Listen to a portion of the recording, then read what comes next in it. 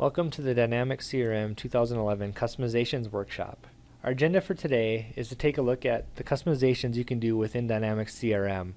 Things like form customizations, view customizations, entity relationships, and things that you can do out of the box without having to be a developer. So why customize CRM? Many companies have different business needs, different industries or verticals that they need to customize a system for.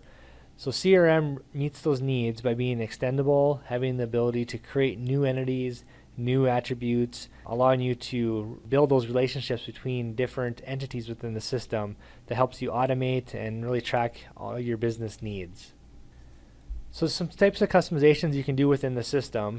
Customizing the application, like the forms, having multiple forms, being able to have one group of users see one set of data on the form while another set of users will see a different subset of fields. Really tailors it to that user so that you get better user adoption.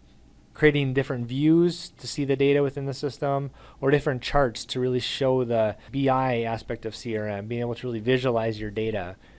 Adding relationships between entities, so you could have new entities or new tables that are created that you want to store information, but you want to relate them back to some existing data within the system. So having the ability to do that is key.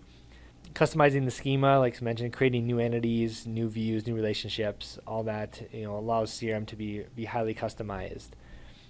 And then for those developers, there is ways to extend the application even further with JavaScript, so doing some event programming. Extending the application with .NET, more use of Silverlight options as well. So having that ability to define different logic through code to really meet your business needs. Also being able to modify the ribbon, so adding new buttons or hiding buttons that you don't want users to click on. So having that functionality within CRM. So as we look at form customizations, and we'll get into a demo here in a little bit to kind of go through some of these customizations, but looking at the form, I can add tabs, sections, and fields to a form. So I can arrange the form to how I want it to be displayed. And like I mentioned, you can have multiple forms, so only certain groups of users or certain users with certain roles see the right forms. I can modify field properties, change their labels, their layout options, remove items off the form, and basically modifying the security of the form. So I can tie certain security roles to the form, and then those users with those security roles could see that form. And you could have users that see multiple forms, so they could select between which form they want to view. View customizations. Views are a type of saved query, so they return you a list of records for that given entity that you're on. So you could have a view that says, give me all my contacts that are in North Dakota, and then that'll return in that view. Views will typically display a subset of data, and so the more you can refine your views, the better performance and the better user experience you'll see within the system. And so there's system views that you can create as an admin that all users see. But then there's also personal views. So as users working in the system, they may have a need to see certain data in a way that other users don't need to see it. So maybe I want to see all my accounts in North Dakota. Well, I could create a query for that and save it as a view, and now I have access to that view anytime I want. I can even set that as my default view, so every time I go to my accounts, that's the view it goes to. But since it's my view, no one else sees it, and I can just use that myself. As we look at a view is kind of basically made up of two different criteria. We have the filter criteria, and then we have what columns you want to display. So the filter criteria is what's going to filter out the data that you want to see. So give me all my accounts in a certain state. The columns are what columns within the system do you want to see when that view returns. I want to see account name, account number, city, state, zip. I can put all those in the view to display. Entity relationships. So as we look at the different types of relationships you can have between the entities in the system, and when I say entities, I'm talking about like accounts or contacts, opportunities, or a custom entity you create. So one-to-many relationships, many-to-one, or many-to-many. So those are the three of the different types you can choose when you're creating a relationship. But you also can have a self-referential relationship. And a good example out of the box is account and sub-account. So I have accounts that are underneath an account. So you can create that same hierarchy with your custom entities or other entities in the system. And then as you're creating those relationships, there is relationship behavior that you can modify as well. So for example, parental cascading means if I have an account and it's related to one of my custom entities, and if I delete that account, it'll cascade down and delete all the records that are tied to it. So if you want that behavior, you can do the parental cascade all. Otherwise, there's referential restrict delete. So referential it will just break that relationship between the two records. Referential restrict delete means you can't delete the account until that child record is deleted. And then there's one additional option, configurable cascading, where you can really define what options you want to happen when you delete, when you assign, when you reparent. So we'll take a look at some of those options in the demo here too in a little bit. Then a little bit on the application event programming. So within Dynamics CRM, there's a number of events you can trigger on. So like an on load, on save, on change.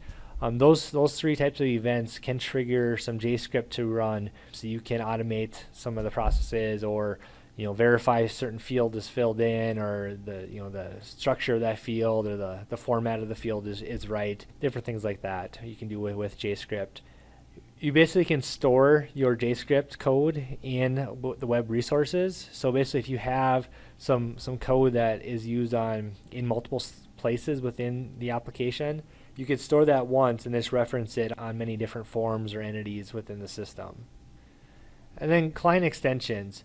So being able to create additional ribbon buttons within the ribbon menu and have those buttons flow down to the Outlook client. Creating menu items, configuring what the URL they point to, modifying the sitemap. So the left navigation side you can rename, get rid of some areas, just really tailor the application to meet your needs so you don't have extra stuff that you don't need to click on or have your users click on. It really helps drive user adoption.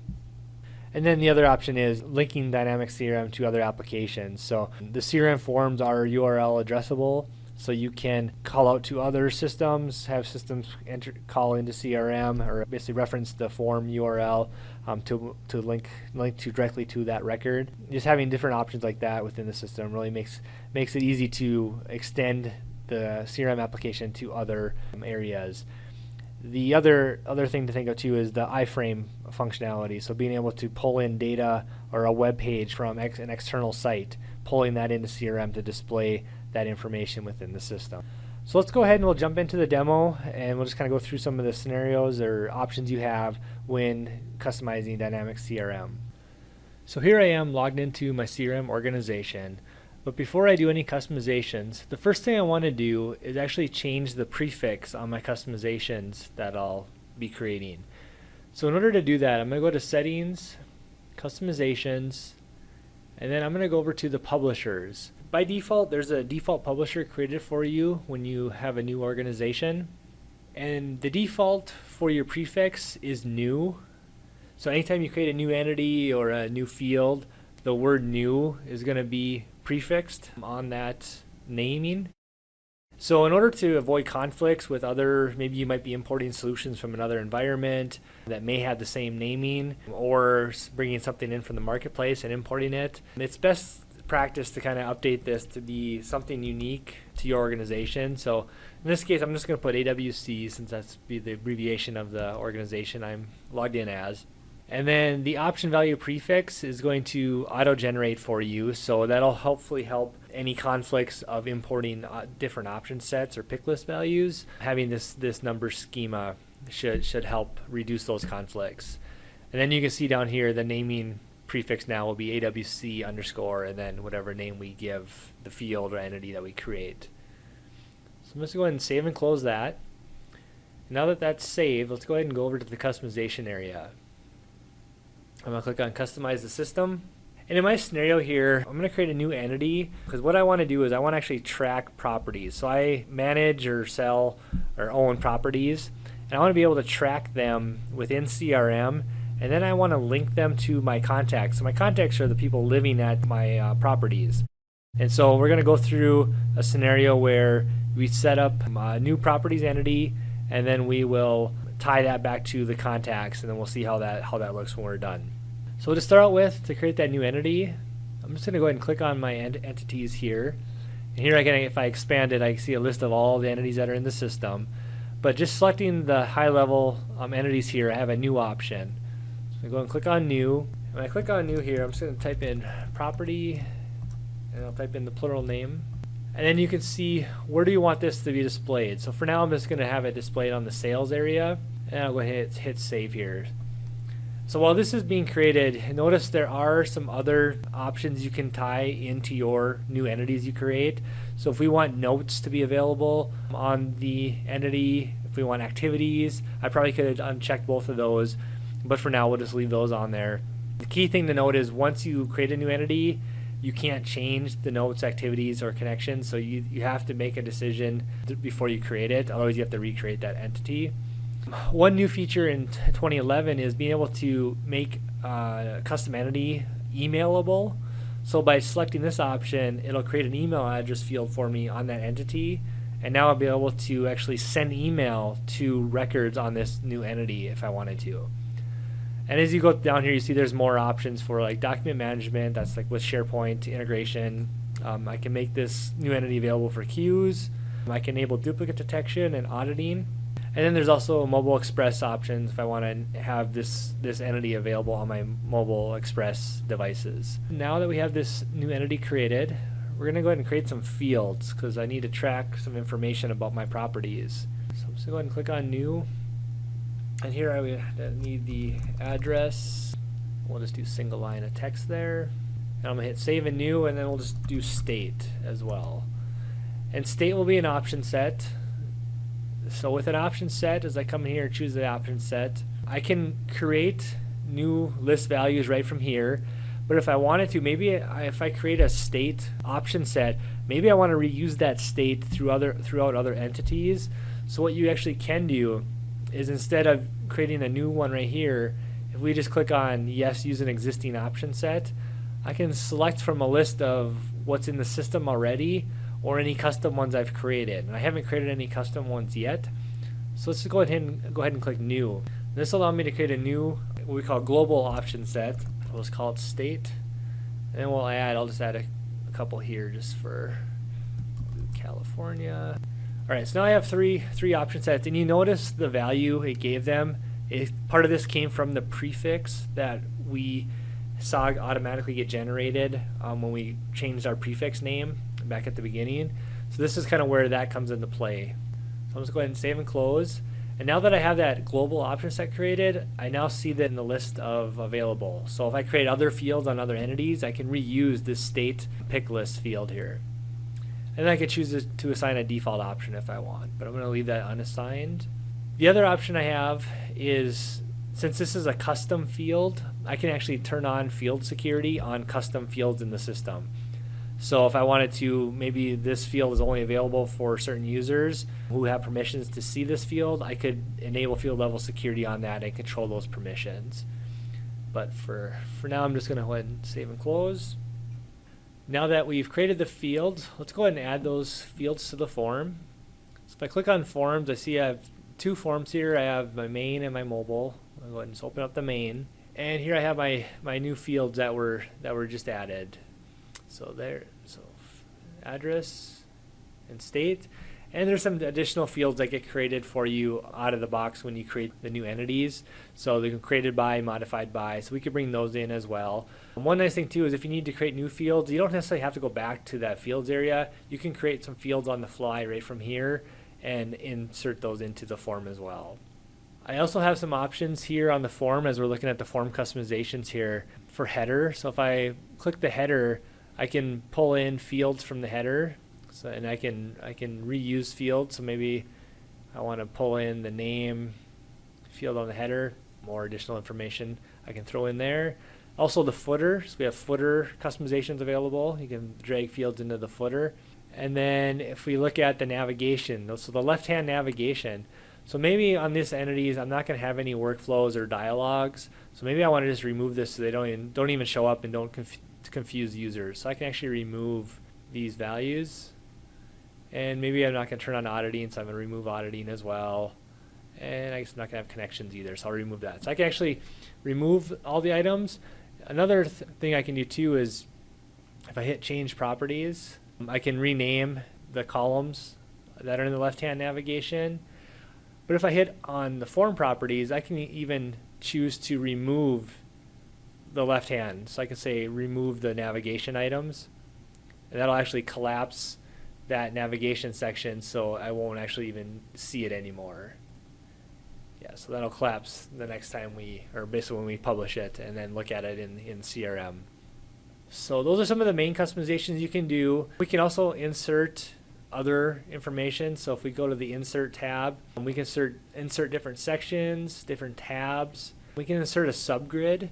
So what a subgrid would be is if I wanted to show related information on my form here. So for example, we have a bunch of contacts that live at this property. I could display a subgrid of those contacts right on the form here.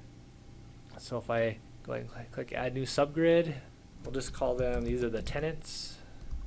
And then we'll just say we only want to show related records. And this will come from contacts. So actually, since we don't have the relationship set up with contacts yet, let's back up and do that first. So I'm gonna save and close this. Now if I come down here on the left hand side, I can choose a relationship type. So one property record could have many contacts because they're an example of apartment building. So I want to create a one-to-many relationship with contacts.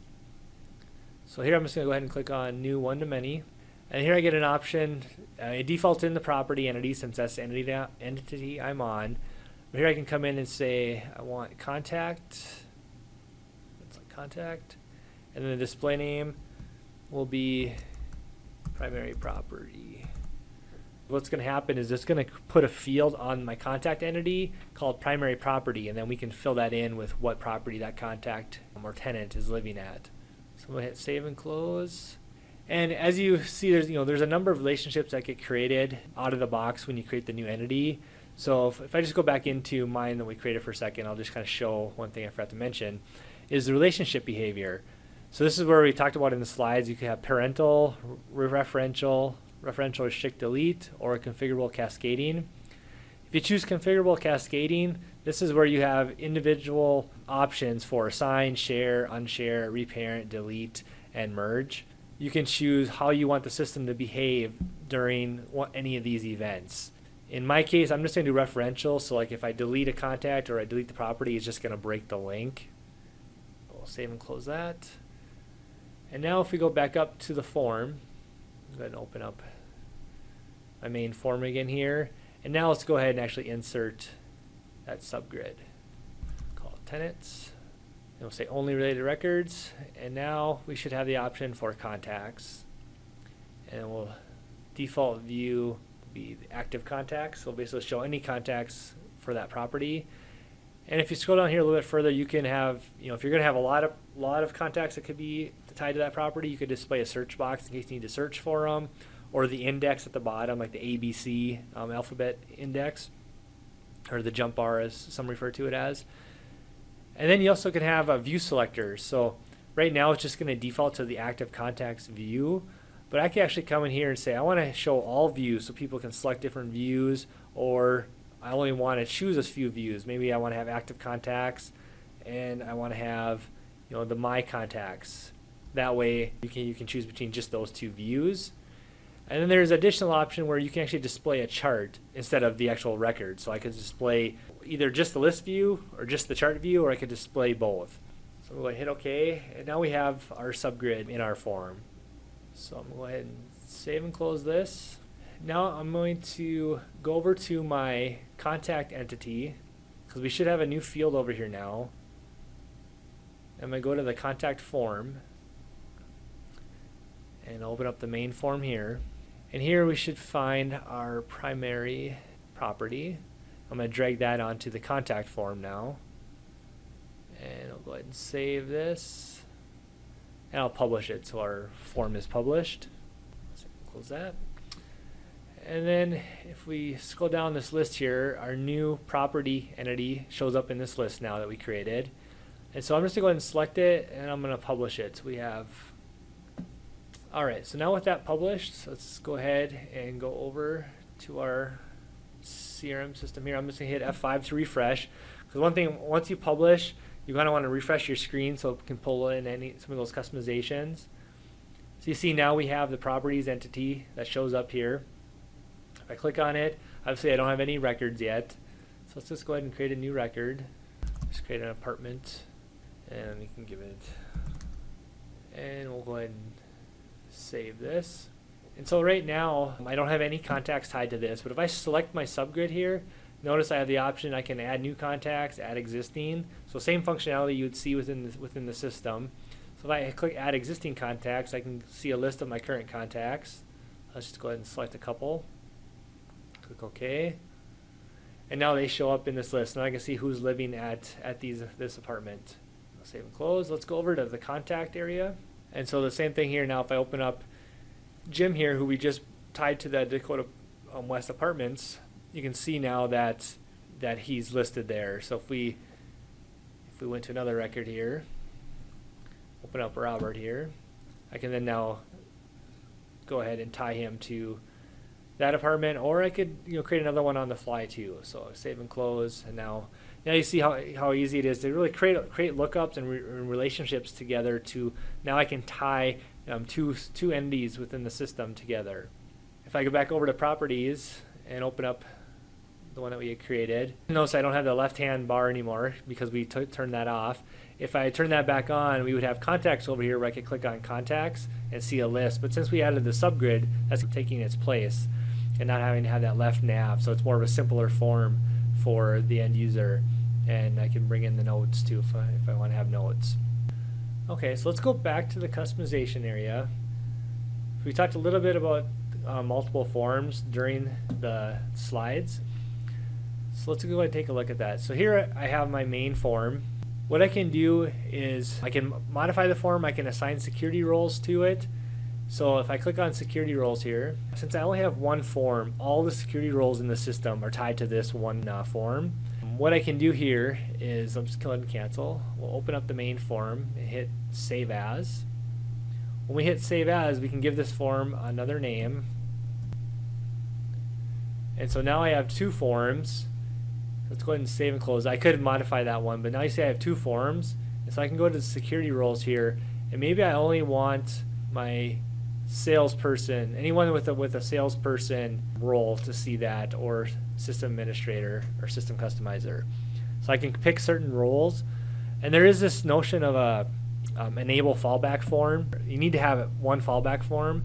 That way if someone logs in and for some reason their role isn't tied to any of the forms, it'll fall back to the fallback form. So it'll just default back to that.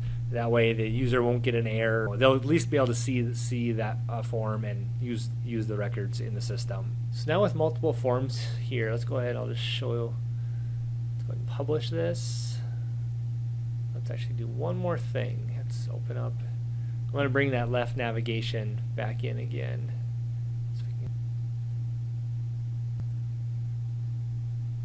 publish this form. All right, so let's go back out to our properties entity. Now if I open up this apartment record again, now notice at the top, kind of top left here, I have a drop down.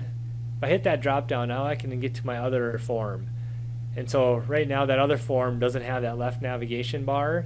That's why I wanted to add it back, because here's a kind of an example of it. I don't have that left navigation bar, so I can't switch my form back to the other form. So if I'm a user and I have access to multiple forms, the only way to switch it is if that left navigation bar is there. Close this. So now back in the customization area, the one other thing you can do now that we have multiple forms, is choose the form order. So I can choose, do I want to change the form order for the main forms or the mobile forms? So in our case we'll do the main, and then I can choose between the two here, which one should be the default. So whichever one's at the top will be the one it defaults to. So if I'm a user that has access to multiple forms, the first one that it'll default to will be the one that's at the top. However, if I change the one I'm viewing, it will remember that. The system will remember which form I used last. So if I go back into a record, it'll go back to that same form I was just on. And so that is kind of something that's kept in memory while you have your IE session. Once you close that session, it should default back to the main top form. So the next thing we can do then, now that we have some custom forms, we have some new entities, we can create some custom views. So when you create a new entity, some views are created for you automatically. So I mean, you could go in to them, and you can modify, what fields you want to see. So since we added some new fields, since then maybe you want to bring those in. So we'll bring in the address, we'll bring in the state, and then you can move those around on the view. If I double click on them, maybe some fields are going to be longer, so I want to increase the width of them so they show up better. Then I can save this. The other option I have too is once I have a view down that I like, or I have the columns on there, I can just hit save as and save this as a different name. That way I can just kind of reuse the view that's already there as far as the fields, and then I can just go ahead and change the filter criteria. So if I look at the filter criteria, since I picked the active properties view, it just has one criteria of status equals active. Well, here I can also then pull in some additional criteria. So maybe state equals, we can pull in one of our states, click OK. And I also configure sorting on the view. So how should the view list the data once it displays? Right now it's going to sort it by name. Save and close. So now I have a couple views that are created in the system as well. Once you create a view, you will need to publish in order for those views to show up. And these are system views when they're created here. And so any user in the system would be able to see those views. One last thing I want to show you here, we're not going to get too much into creating charts, but when you create a new entity or even looking at existing entities, you can come into here and create system charts. And so if I click on new, I could come in here and maybe I want to have a chart that shows me the number of buildings by state, or number of apartments or local properties by state. So I can say, name, just count all. So I want to count all the records, but I'm going to group them by state. And so since right now I only have one record, it's only going to show one, but now you kind of get an idea that you can quickly have a chart that shows this information. And we can change to bar chart if we want. That way, I'll save and close this. And let's publish those changes real quick. Alright, so now if I go back over to sales and I go to the properties, on the right hand side is where you'll see the chart, so you can pull in the chart pane. And so now the chart that we just created is available. So as we create new records, let's just create one new record here. Now the chart will refresh and it shows two. The other thing you can do with charts is once you start getting a lot of data in the system, you could use the charts to help filter down. So if I click on California here, notice how it filters my left hand side down to just that one record that I selected. So those were just some examples of the types of customizations you could do within CRM without having to be a developer. And I want to thank you for attending today's workshop.